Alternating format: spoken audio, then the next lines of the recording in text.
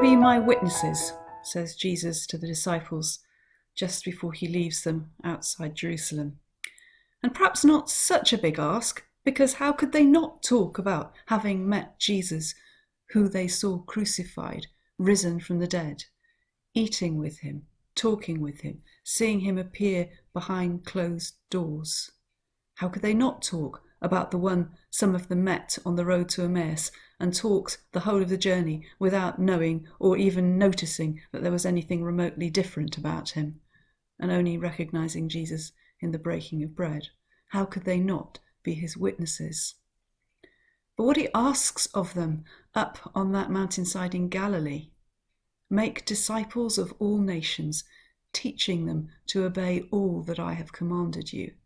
Now that is a big ask.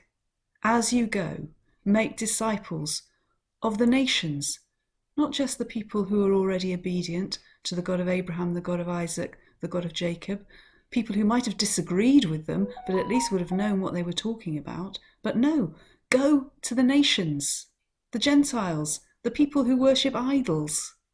Go and make disciples of them.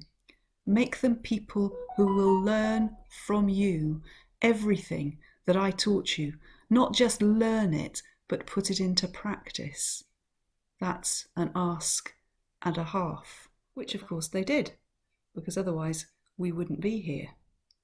When the Holy Spirit came upon them, they were his witnesses, and they did go and make disciples, teaching them to obey everything that I have commanded you, said Jesus. Everything? How on earth are we going to remember everything? Well, that brings us to part of the teaching that Jesus gave them on the last night of his life. We have it in John's Gospel. He says to them, "These things I have spoken to you while I am still with you. But the Helper, the Holy Spirit, whom the Father will send in my name, will teach you all things and bring to your remembrance all that I have said to you.